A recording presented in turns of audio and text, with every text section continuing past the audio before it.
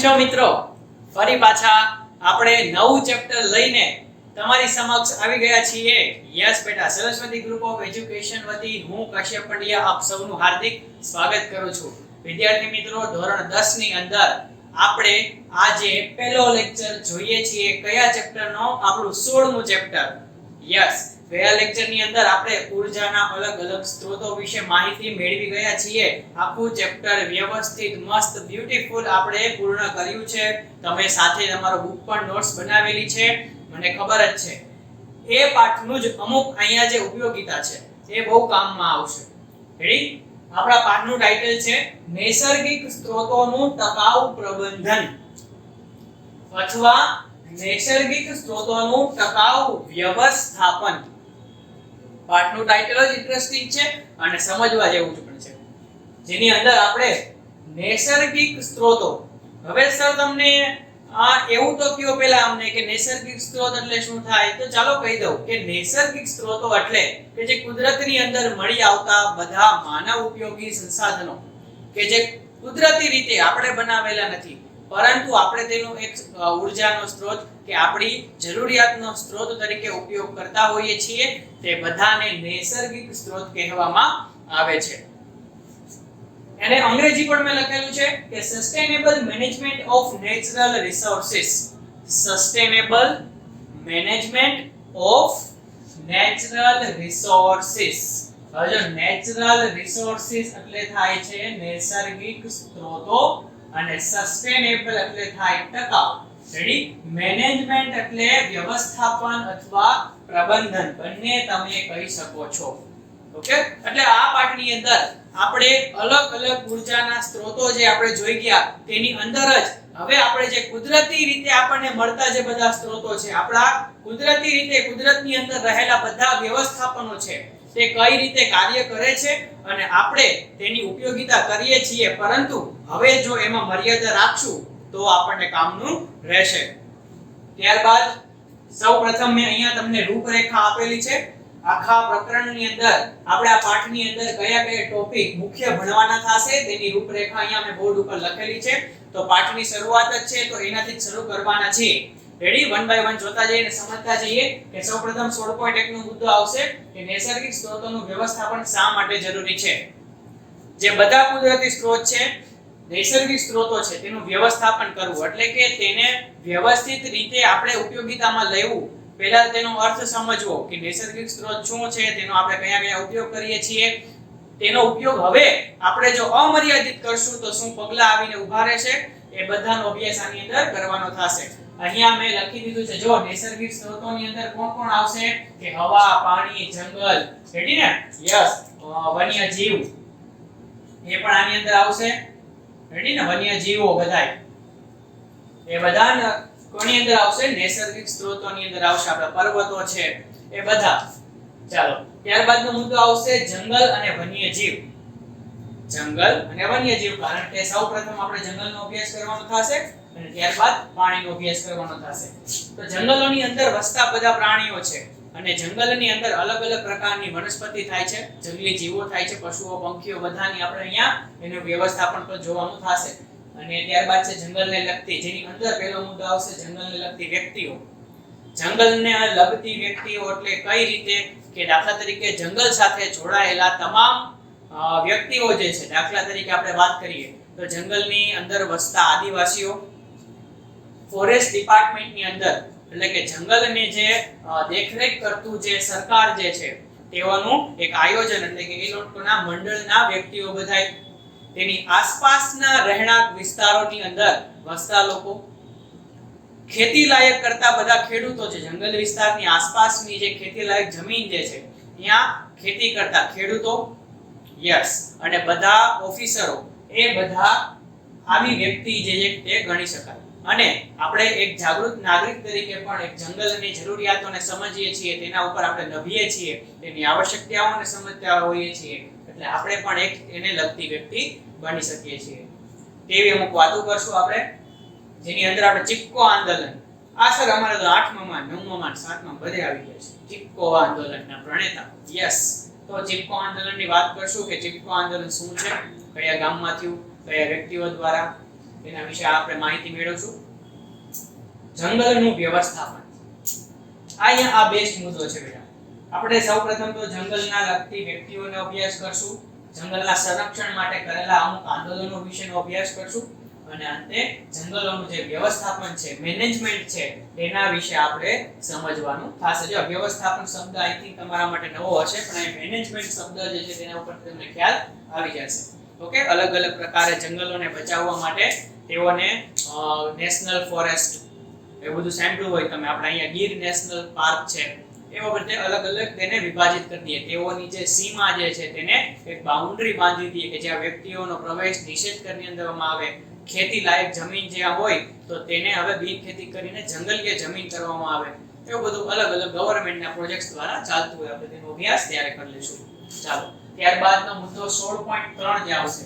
આ મુદ્દો 16.2 હતો જંગલ અને વન્યજીવન, 16.1 હતો નૈસર્ગિક સ્ત્રોતોનું વ્યવસ્થાપન શા માટે જરૂરી છે, અને 16.2 નો મુદ્દો આવશે કે બધા જ માટે પાણી, જળ એ જ જીવન. રેડી? વોટર. હવે તો સમજે ને, પાણી એમાં મારે કઈ જાજુ તમને કહેવાનું ન હોય. એટલે પાણીના વ્યવસ્થાપન માટે આપણે બંધ બાંધેલા છે અને પાણીનો સંગ્રહ કરીએ છીએ. રેડી? ઘણીવાર વિશાળ આખા મોટા જન સમુદાયને જો પાણીનો જથ્થો પ્રોવાઈડ કરવો હોય તો તેના માટે આપણે બંધની જરૂરિયાત રહે છે. અને વ્યક્તિગત દીઠ જે પાણીનો સંગ્રહ કરવામાં આવે છે તેની આસપાસના વિસ્તાર કે કોઈ એક ઘર માટે આપણે પાણીનો સંગ્રહ કરીએ છીએ. 16.4 નો મુદ્દો આવશે કોલસો અને પેટ્રોલિયમ. આ બંને નૈસર્ગિક સ્ત્રોતોની અંદર જ આવશે અને આપણે ઉર્જાના સ્ત્રોતની અંદર જોઈ ગયા કે આ બંને કેવા છે? યસ, કુદરતી અશ્મિભૂત બળતણ. Very good. એટલે હવે આમાં તો આપણે જાજી કઈ ચર્ચા નથી કરવાની. રેડી ને? આનું પ્રબંધન એટલે કે આનું વ્યવસ્થાપન ખૂબ જ અગત્યની વાત છે. અને અંતિમ મુદ્દો આવશે કે નૈસર્ગિક સ્ત્રોતોના વ્યવસ્થાપનનું અવલોકન.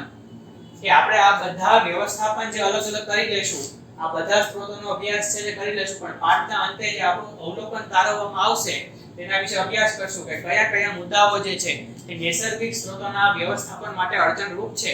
માનવીય કઈ કઈ એવી પ્રવૃત્તિઓ છે જે આપણને વ્યવસ્થાપનની અંદર યસ મુશ્કેલી ઊભી કરે છે. ઓકે, તો બેટા આ હતી પાઠની આખી રૂપરેખા. તમે વ્યવસ્થિત પાઠની રૂપરેખાને લખી લ્યો, આખું વ્યવસ્થિત માળખું બનાવો અને ત્યારબાદ નેક્સ્ટ સ્ટેપ આગળ આપણે જોઈએ છીએ.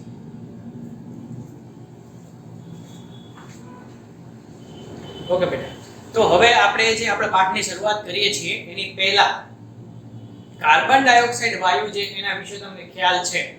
તમે અગાઉના ધોરણની અંદર 9માં 8માં તેના વિશે અભ્યાસ કરી ચૂક્યા છો. 8મા ધોરણની અંદર પણ ગ્રીન હાઉસ અસર આવે છે. યસ, કાર્બન ડાયોક્સાઇડ વાયુ સૌથી વધારે જો દૂષિતતા ફેલાવતો હોય તો એની અસર ગ્રીન હાઉસ અસર આપણે પૃથ્વીને જે ભોગવવી પડે છે એના વિશે આપણે જાણવું. પહેલા તમારા પાઠના જે આખું પ્રસ્તાવના વિભાગ જે છે તેની અંદર આવી રીતે સૌપ્રથમ મુદ્દો જે કાર્બન ડાયોક્સાઇડનો આપેલો છે.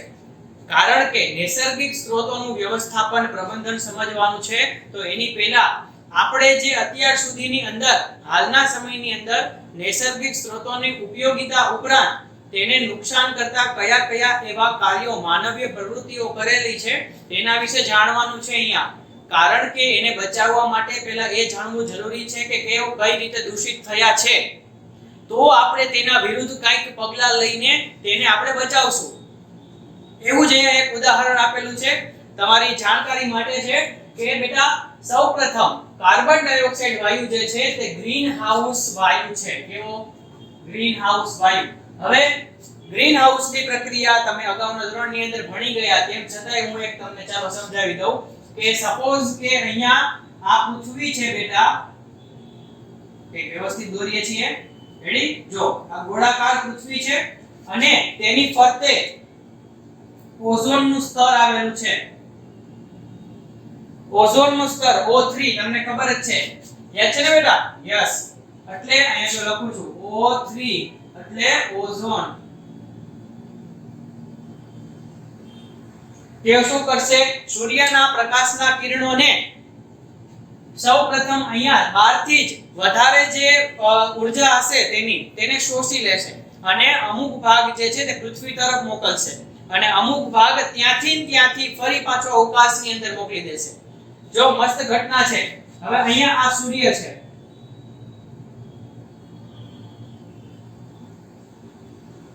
જો વ્યવસ્થિત ધ્યાન આપજો, મસ્ત સમજાવું છું. રેડી? અહીંયા આ શું છે? સૂર્ય. અને અહીંયા આ પૃથ્વી. રેડી? એટલે કે સૂર્યમાંથી નીકળતું પ્રકાશનું જે કિરણ છે તે ઓઝોનના સ્તર દ્વારા અમુક ભાગ શોષવામાં આવે છે અને અમુક ભાગ પૃથ્વી તરફ મોકલવામાં આવે છે. આવી પ્રક્રિયા જનરલી બનતી હોય છે. રેડી? હવે અહીંયા જે આ કાર્બન ડાયોક્સાઇડ વાયુ છે, કાર્બન ડાયોક્સાઇડ વાયુ એટલે CO2.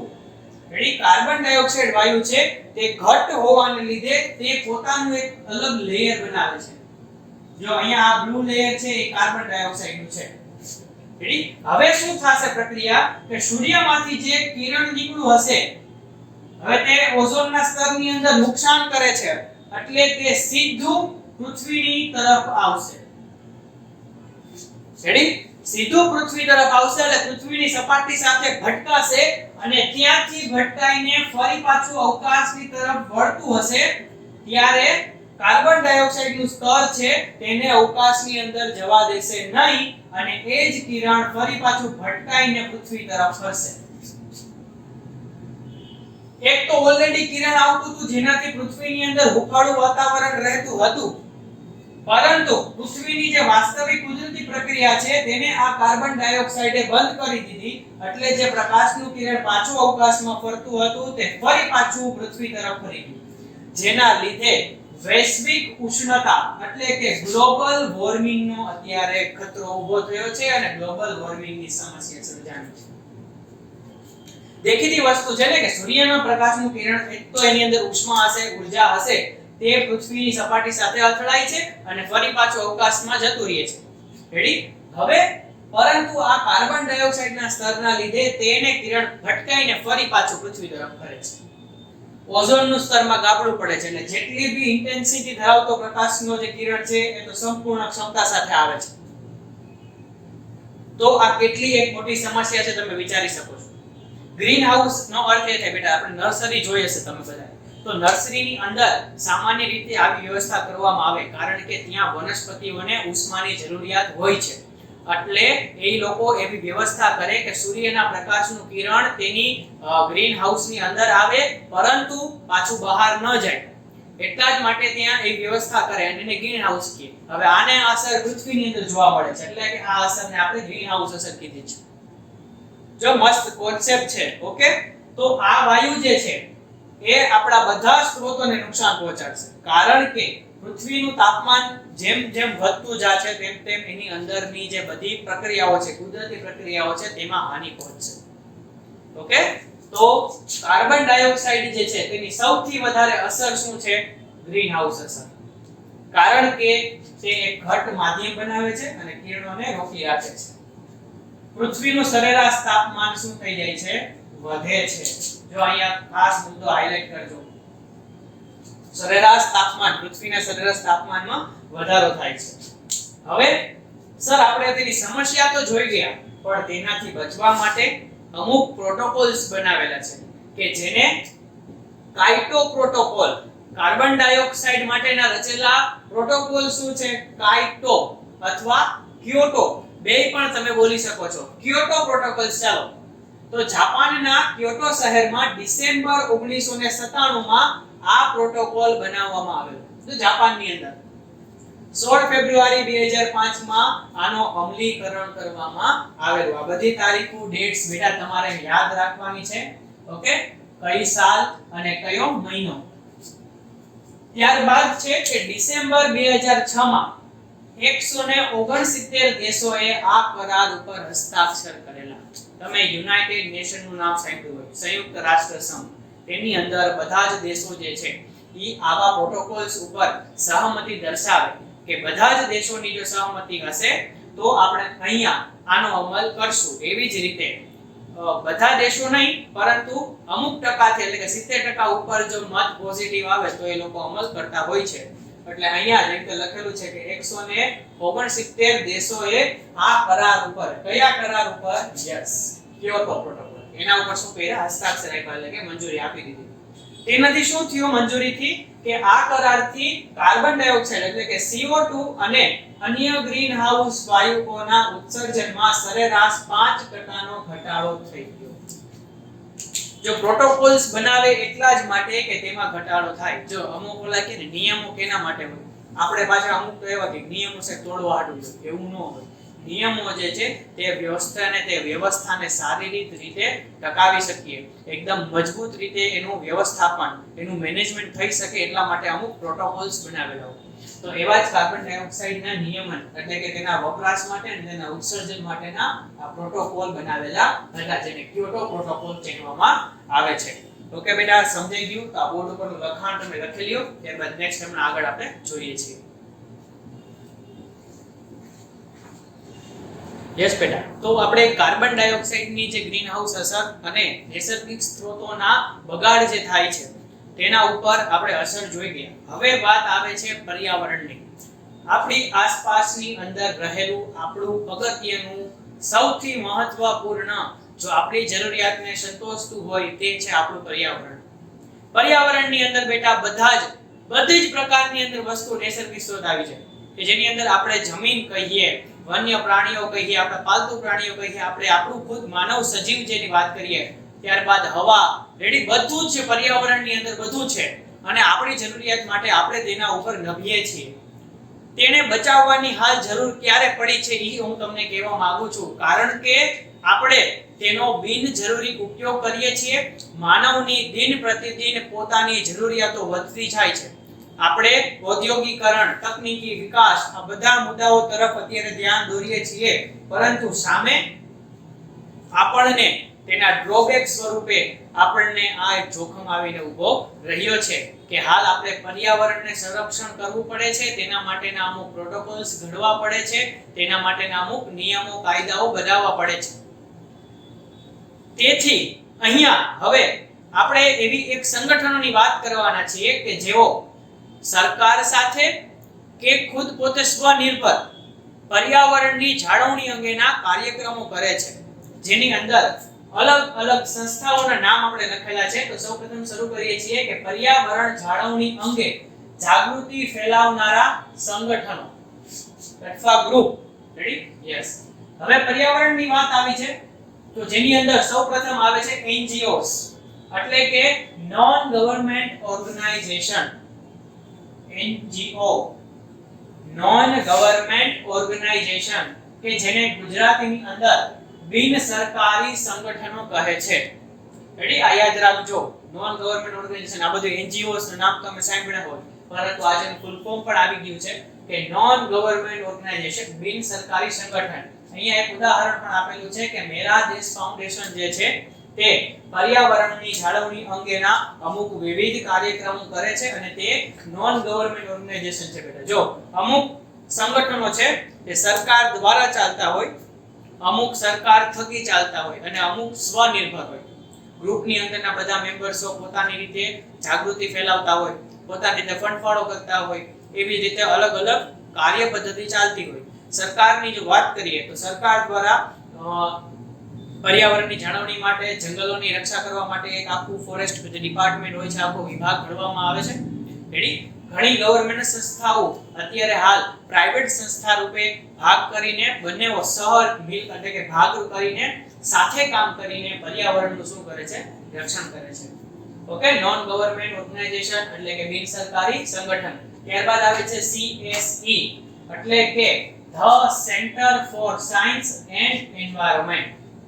CSE એટલે કે the centre for science and environment.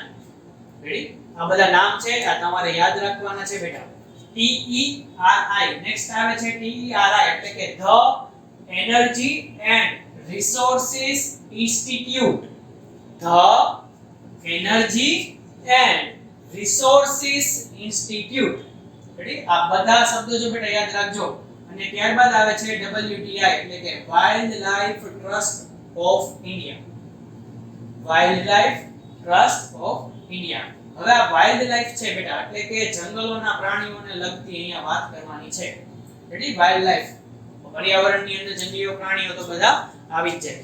Okay wild life society પણ છે જે આનો જ ભાગ છે બેટા સમજાઈ ગયું સંગઠનો આટલા 4 ઉદાહરણ અહીંયા આપેલા છે આની ઉપરાંત પણ તમને ઇન્ટરનેટની અંદર ઘણા બધા અલગ અલગ સંગઠનો મળી જશે પણ તમારી ટેક્સ્ટ બુક ઉપર અહીંયા આટલા સંગઠનો આપેલા છે કે જેઓ ભારતને એક પર્યાવરણીય સંગઠન છે કે જે રક્ષા કરે છે અને જાગૃતિ આખા દેશની અંદર ફેલાવે છે ઓકે બેટા આટલું ક્લિયર થાય છે યસ વેરી ગુડ ચાલો હવે નેક્સ્ટ મુદ્દા તરફ જઈએ છીએ આપણે કે પર્યાવરણ અને નૈસર્ગિક સ્ત્રોતોની જાળવણી તમારા માટે શું યોગદાન રૂપ બની શકે છે તમે એમાં શું પોતાનું યોગદાન આપી શકો છો બેટા કે પર્યાવરણ અને નૈસર્ગિક સ્ત્રોતોની જાળવણી થઈ શકે હવે આ તો તમને બાળપણથી ભણતા આવો છો કે મારું શું યોગદાન હશે કે જે હું મારા પર્યાવરણને અને મારા નૈસર્ગિક સ્ત્રોતોની રક્ષા કરી શકું તો સૌપ્રથમ મેં 3 મુદ્દા લખ્યા છે બાકી હમણાં તમને આપું છું કે પબ્લિક પરિવહન કરવાનું વૃક્ષો અને વન કટાઈને અટકાવવી પ્રદૂષણ ન કરવું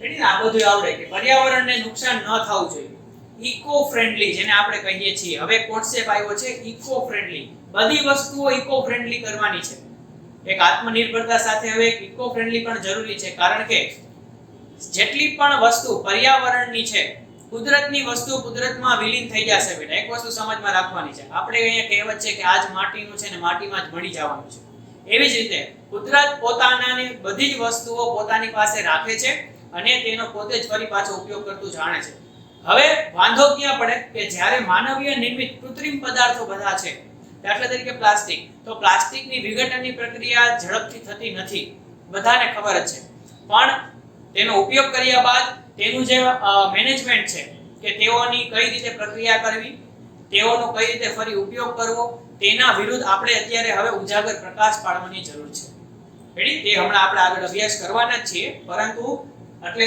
આની અંદર મુદ્દો આવશે કે પ્રદૂષણ ઓછું કરવાનું છે પ્લાસ્ટિકનો ઉપયોગ ઓછો કરવાનો છે ઇકો ફ્રેન્ડલી રેડી એટલે કે કુદરતી સંસાધનોનો ઉપયોગ કરવાનો છે પણ મર્યાદિત પ્રમાણની અંદર બિનજરૂરી કાંઈ પણ જાતનો ઉપયોગ કરવાનો નથી ઓકે બેટા આટલું ક્લિયર થાય છે યસ વેરી ગુડ ચાલો આટલું લખી લ્યો હમણાં નેક્સ્ટ હવે આપણે આગળ જોઈએ